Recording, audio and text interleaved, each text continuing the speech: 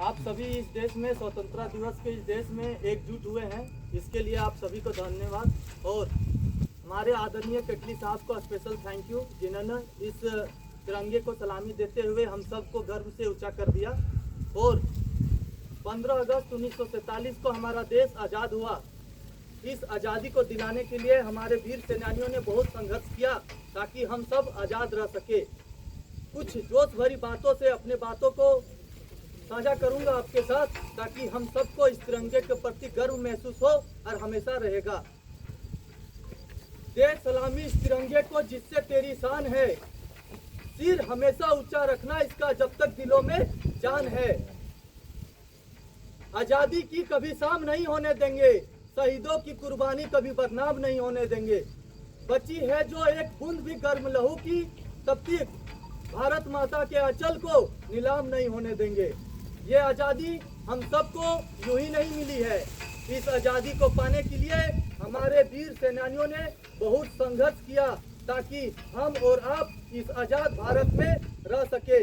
उन वीर सेनानियों ने अपने पूरे जीवन को इस देश को समर्पित कर दिया ताकि हम और आप इस आज़ाद भारत में खुशी और आनंद के साथ रह सके। उन वीर सेनानियों का नाम आज हम लेना चाहेंगे जिन्होंने अपने बलिदान की आहुति देते हुए, अपना नमन करते हुए इस तिरंगे को आहुति दे दी।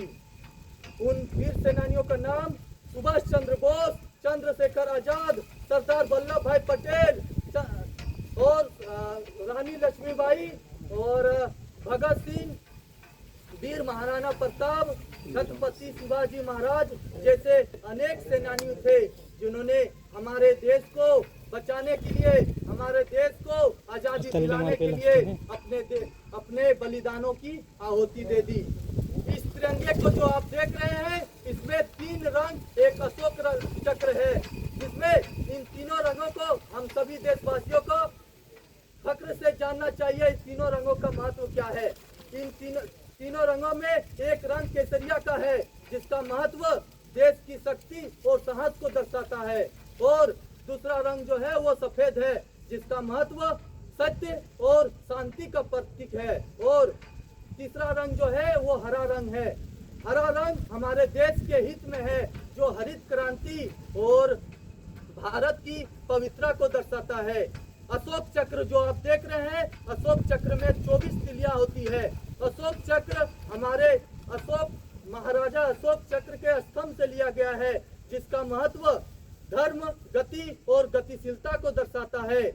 अशोक चक्र में 24 तिलियां होती है, जो 24 गतिविधियों में से धर्म की, प्राकृतिक और संवेदना को दर्शाता है।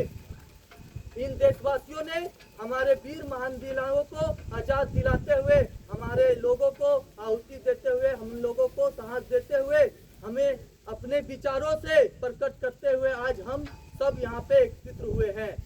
आज हम सबको ये कल्पना करना चाहिए, ये आज़ादी हम सबको 1 साल, 1 महीना और 1 दिन में नहीं मिला है।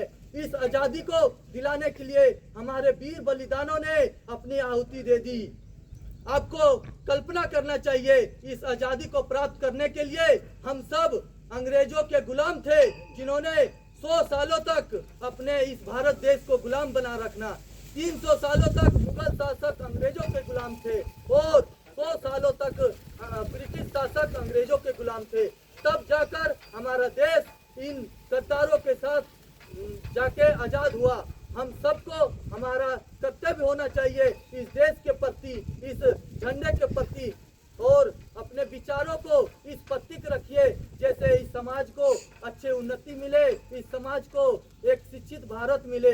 आप सबको ये एक बात बोलना चाहता हूँ ताकि आप सबको अपने इस देश के प्रति गर्व होना चाहिए। अगर आप बोल सकते हैं तो बोलिए, अगर आप लिख सकते हैं तो लिखिए, अगर आप सुन सकते हैं तो सुनिए। अगर आप तीनों में से ये कुछ भी नहीं कर सकते हैं तो आपको ये चीज एहसास होना चाहिए, जो व्यक्ति, जो पार्टी इस देश के लिए बोल रहा हो, जो व्यक्ति इस सनातन धर्म को बचाने के लिए बोल रहा हो, जो व्यक्ति इस देश को विश्व गुरु बनाने के लिए बोल रहा हो, उसके साथ आप सब खड़ा हो जाइए और इस देश को अच्छे भविष्य के लिए हमेशा अपना सहयोग उन पार्टियों को, उन राजनीतिक दलों को देते रहिए, जिससे इस देश को कभी किसी भारतीय सेना के साथ में अच्छी उन्नति मिले। आप सबको और उन कश्मीरियों में जो रह रहे हैं भारतीय सेना को मैं नमन करना चाहता हूं और उनके विचारों को रखते हुए एक शायरी में बोलना चाहता हूं।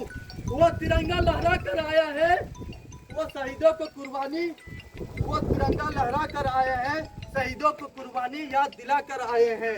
चलो सलाम करें उन वीरों को जो भारत माता की शान बढ़ा कर आए हैं।